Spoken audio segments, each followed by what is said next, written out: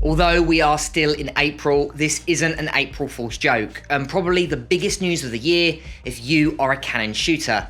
That is third-party lenses are finally available for the RF mount. So today we'll be talking about what lenses have been announced, what is the future of the RF mount system, as well as while I'm really excited about this announcement, I'm not going to be buying any third-party lenses anytime soon. And I'm going to start right now. Now, if you haven't heard the news already, Tuesday morning this week in the early hours, Sigma and Tamron finally announced that they're going to be creating third-party lenses for the RF mount system. Now, the reason I think this is such big news is since Canon released their RF mount in 2018, the only people officially that were allowed to create those RF lenses were Canon. And you were stuck with the limited variety that you had with the Canon lenses. They've created about 31 or 32 so far, which might seem a lot, but if you have a look at the Sony lens lineup, including third-party lenses like Sigma, Tamron, Zeiss, and Tokina, you've got over 100 lenses to choose from. So this is, in my opinion, really big news, that we've finally got the variety and availability of not just great Canon RF lenses, but also Sigma and Tamron will be basically joining the RF club. So let's quickly talk about what lenses have been announced. Right, so let's quickly talk about what lenses Sigma have announced. They've actually announced 6. One they're going to be releasing in July, and the others they're going to be releasing in autumn and winter of 2024. So the first lens they announced, as well as the first lens that will become available for the RF mount, is the Sigma 18 to 50mm f2.8. Now this lens currently exists. In fact, all the lenses we're talking about today currently do exist brand new. If you're a Sony shooter, if you're a Panasonic shooter, you can actually walk into your local camera shop and buy this exact lens, but you won't be able to buy it for RF. So basically what they're doing is they're retrofitting the current lens lineup and basically designing it to fit with the RF mount system. Now all of the lenses also today are APS-C, which I'll talk about later in this video, but it's the biggest disappointment, I think. I predominantly shoot on full frame apart from one camera. So although these lenses are great, I'm not necessarily buying them straight away just because of the limitation of APS-C, but it's really nice to see that the announcement has actually happened. They've also announced 5 other lenses that will be coming later on in this year.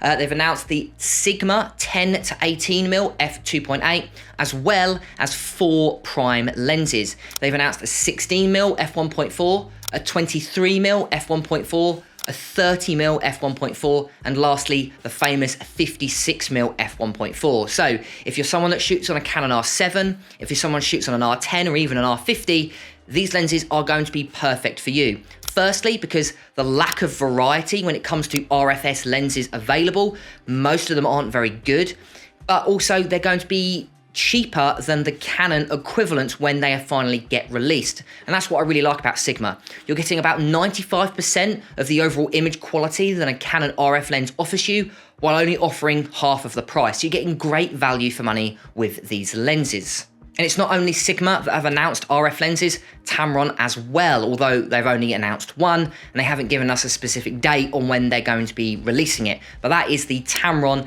11 to 20mm f2.8. Now again, this lens is available brand new. You can actually buy it if you're a Sony shooter or a Panasonic shooter.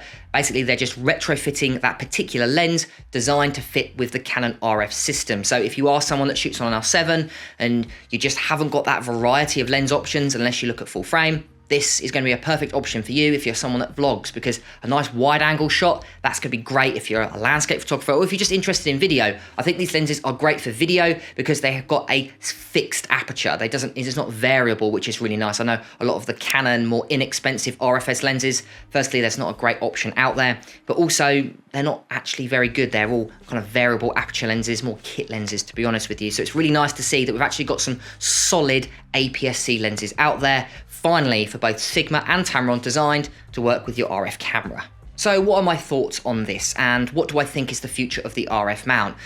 We have actually been waiting a very long time, at least I have been waiting for a very long time to actually get hands on third-party lenses.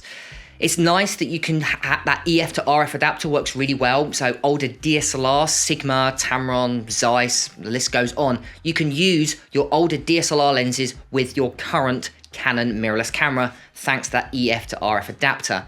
And most of the lenses I've got, in fact, all the lenses here pretty much apart from 2, are DSLR lenses. I own a Sigma 24mm, Sigma 35mm, a Sigma 50mm, and they're great. The downside to them though is the mirrorless native version for Sony is just better. They offer more variety when it comes to aperture. Let's take the 50mm. They do an f50mm f1.8, a 50mm f1.4, and a 50mm f1.2, where when it comes to the DSLR equivalent, they only do a 50mm f1.4. And they're constantly updating them and releasing them with really cool features like with an aperture ring, you can actually change the aperture on the lens instead of inside the camera, where the DSLR version doesn't have that. As well as they're giving you more variety when it comes to lens options. They give you lenses that currently don't exist in the RF mount system, like for example a 12 to 24mm. That doesn't currently exist, but you can buy it for Sigma, you just can't buy it natively in Canon. So I think it's a really big positive that they finally announced that they're going to be releasing third-party lenses.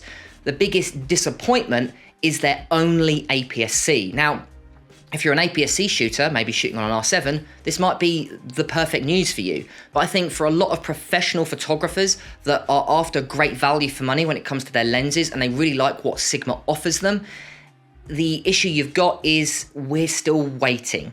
It's nice to see that the roadmap is starting to take shape and the announcement is at least a kind of a seed that will eventually blossom into an amazing ecosystem. But at the moment, that's just hasn't happened yet. I wish they announced just one full frame so we know, oh, they've announced one full frame. That means they're going to be announcing later on. Now, I think maybe this year is just going to release APS-C to kind of fill in the gaps that Canon have made with their APS-C lineup of lenses.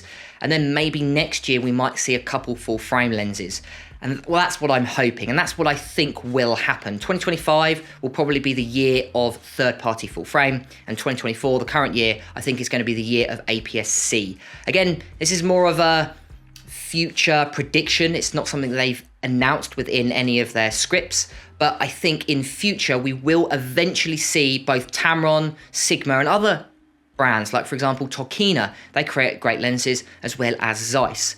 So write down in the comments below what you guys think of this announcement. What lenses are you mostly looking forward to see in the Canon RF lineup? Me personally, there's 2 lenses I desperately want to have natively fit to my camera.